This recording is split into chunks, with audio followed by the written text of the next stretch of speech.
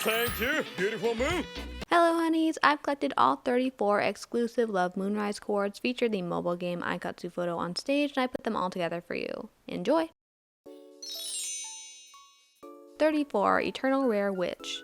Lowest on our list is Eternal Rare Witch, which is sad to me because I really like Shine Witch.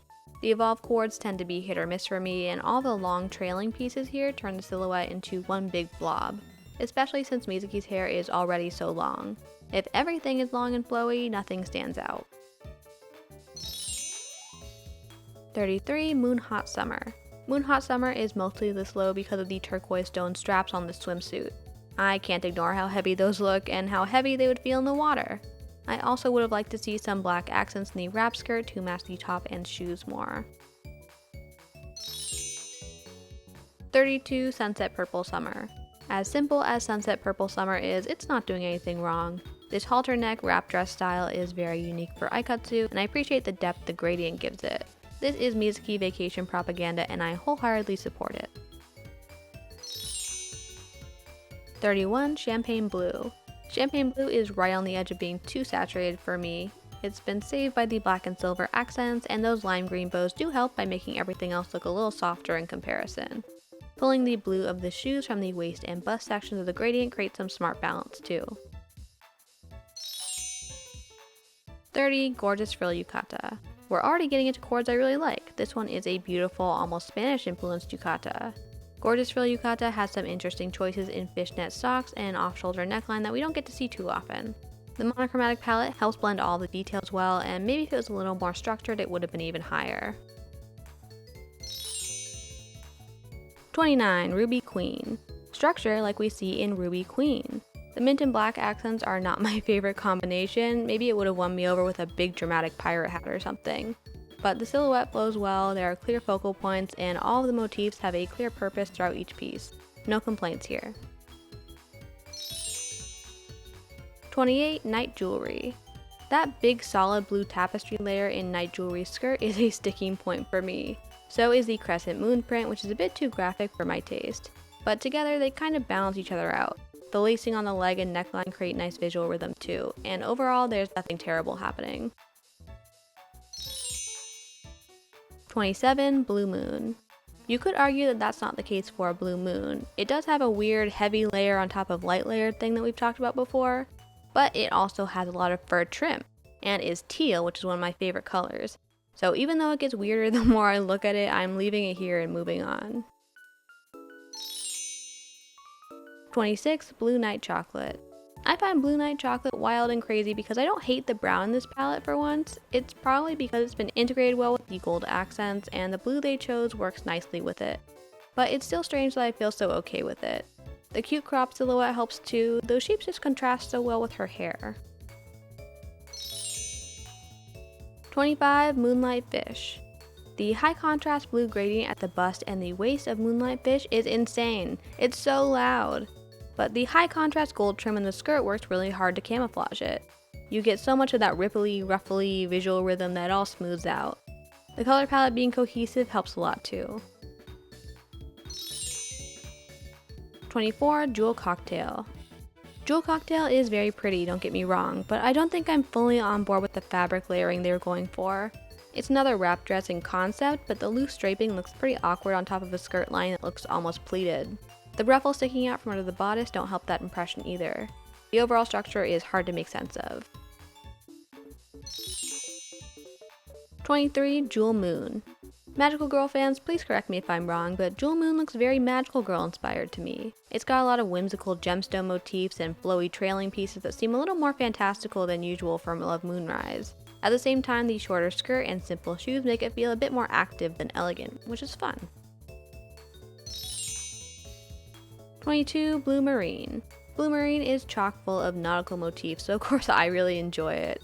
You'll be shocked by its placement by the end of the video, but I do really like it despite it being lower on the list. The shoes are arguably ugly, but they can't overpower the stripes, the bandeau style top, the gemstone ship wheel, the golden seashells, and all the other little details that make me happy. 21. Elder Casual. My tolerance for the maroon leggings in Elder Casual is quite surprising. I think it's been made possible by the rhinestone details on them, they tie in the mustard yellow color, and overall the shade of maroon they use is quite compatible with the purple yellow complementary palette. The silhouette is cute too. I love the oversized jacket and the high-waisted skirt. Good proportions and good color blocking. 20. Passion Moon. Did you notice that there's only one glove in this design? I almost completely missed it. The analogous palette in Passion Moon is pretty, and I find the X-shaped trim in the bodice to be very striking. It matches the X-shaped straps in these sandals, and you get a little bit of those triangular negative shapes in the parted skirt layers. The asymmetrical glove adds just enough boldness to amp up the complexity. 19. New Year Moon. When I first saw New Year Moon, I was really impressed with the long, slitted kimono concept. I still think it's dramatic and very novel for this context, but the overall silhouette is a little unbalanced with that one long sleeve. It takes the eye away from the drama of the skirt slit and makes it compete with the equally exaggerated kimono sleeve. With two sleeves, you could frame the slit between them and make that the clear focal point. Anyway, it's still a pretty design, the other elements work great. 18. Legendary Vampire. Putting Legendary Vampire here feels weird since we just talked about the anime version in my casual outfit ranking, but this one is kind of different, right? It's just as iconic, just with some extra details that make it feel more polished. The silhouette and proportions are still great, we love Evil Mizuki, and the black, red, and gold color scheme will never be bad. 17. Feather Moon. Maybe I'm basic for liking Feather Moon better, but I like the colors more. I like the burlesque inspirations in the feathers, silhouette, fishnet stockings, and mini hat. It's a style that we see more of in Aikatsu Stars, and it's cool to see it coming in here. The mix of pearl and gold trim works really well with the turquoise beads they've added. The overall look is very luxurious. 16. Love Moon Valentines. The silhouette of Love Moon Valentines is fascinating to me.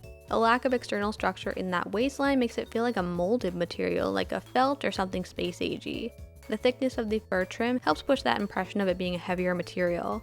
I love the color palette and the mix of florals and plaid with graphic color blocking.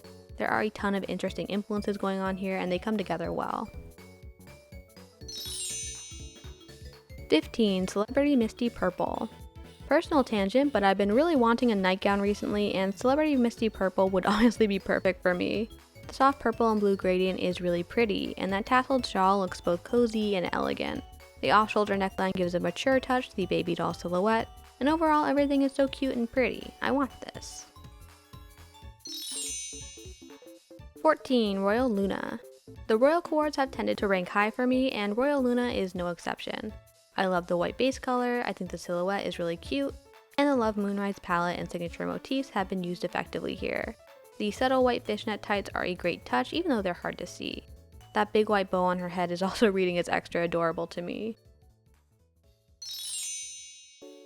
13. Sparkle Moon. Sparkle Moon is weird because I don't think I like that green stripe in the skirt, but my brain is insisting that it makes sense if this is a wine-colored palette. Because of grapes. Does that make sense to you? I don't know if it does. I still can't put it any lower. The patterns and jewelry are really intricate in this design, and it'd be a shame not to appreciate how much detail is packed in here. The overall visual flow works pretty nicely too. Let's be generous. 12. Deep Blue Queen. See, I don't know what's happening. Deep Blue Queen reminds me of Orca Whales because of the white patches on it, and also probably the mermaid silhouette. I don't think this is a very elegant design. The layered patterns on the skirt are leaning me toward it being bad, but at the same time I really like it for some reason. The color blocking is just so graphic that maybe it makes the graphic prints look subtle in comparison. Maybe. 11. Mysterious Twilight. Speaking of audacious, Mysterious Twilight is crazy. This is from a pair dress with Elsa as far as I understand, and it's gone completely off the rails. The Art Nouveau influences in the bodice and draping are both super cool, and the masquerade concept is very interesting. So even though the structure is practically lost under all these layers, I still really respect the vision here. It must have been hard to find a good pose to show everything off properly. 10. Mermaid Queen. I know what you must be thinking. It makes no sense for Mermaid Queen to be in the top 10. This barely looks like Love Moonrise at all. This is true, but it does look a lot like Love Queen now, doesn't it? So that's my justification for putting this mess of layers and beading and ruffles up here. The colors are very pretty and I like the mermaid concept. Sometimes that's all it takes. 9. Divine Virgo. Divine Virgo makes even less sense to me. I'm not a fan of the original Coord Mysterious Virgo, and I guess the changes they made to it just work for me. The super low dropped waist on the skirt combined with the oversized cape filling out the silhouette is bizarre but very effective. 2 weird choices balancing each other out. And all the graphic prints and jewelry I complained about before are now delicate, sparsely placed motifs. So it got up here somehow. 8. Pink Marine. This is what I was saying would be shocking in retrospect. You see, pink marine is monochromatic pink nautical motifs. Where else am I supposed to put this? It's very cute, and I spent 3 days looking for this full body art because no one else seems to care about it. It even has asymmetrical shoes to make it just a little more interesting and annoying to me while I was trying to find it. You're welcome. It gets top 10 for being a menace. 7. Moonrise Fish. To be honest, Moonrise Fish is also extremely confusing for me. Yes, it's very elegant and pretty and has nice gold detailing, but it's also on the simpler side with a more generic silhouette. I think its rank probably comes down to the scalloped edges in the bodice and the rhythm that creates with the skirt pleating. The layering of sheer elements helps too. It's like a medieval fish courtesan dress, which is good, right? 6. Sparkling Heart. I don't know if Sparkling Heart deserves to be here either. Like, I 100% stand by this ranking, these are my honest feelings, but it's forcing me to question my taste a lot. Part of this one is the nostalgia of Mizuki's big Queen of Hearts costume from the anime. She looks really good in that concept, and I do genuinely enjoy the heavy use of black in this design. The more generic silhouette makes it feel more like a fairy tale costume to me, which doubles down on the anime nostalgia rather than negatively impacting it for me. 5. Precious Moon Rabbit. Precious Moon Rabbit has fur trim, bunny ears, and a real literal rabbit as a prop, so there's no way it could be any lower, and it's more surprising that it's only made my top 5. I love the soft, cool-toned analogous palette and gold trim. The flared high-low skirt is a little annoying, only because it's such a big blobby shape with nothing but pleating directing the visual flow. But it's objectively good enough to be here, surely. 4. Piacevo. I thought Piacevo would be my number 1 because it perfectly fits this carnival carousel style aesthetic I particularly enjoy. I love that it's colorful without being oversaturated, as well as the clownish asymmetry and the color blocking. The patterns are all kept on the subtle side to avoid competing with each other too. I really appreciate how delicate, elegant, and yet still playful it manages to be. 3. Moonlit Lady.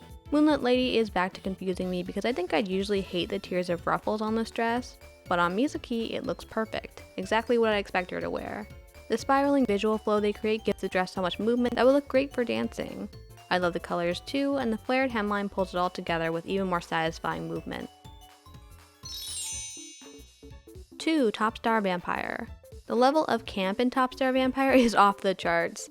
This is so theatrical, so silly, and yet so beautiful. I love the big sparkly batwing cape.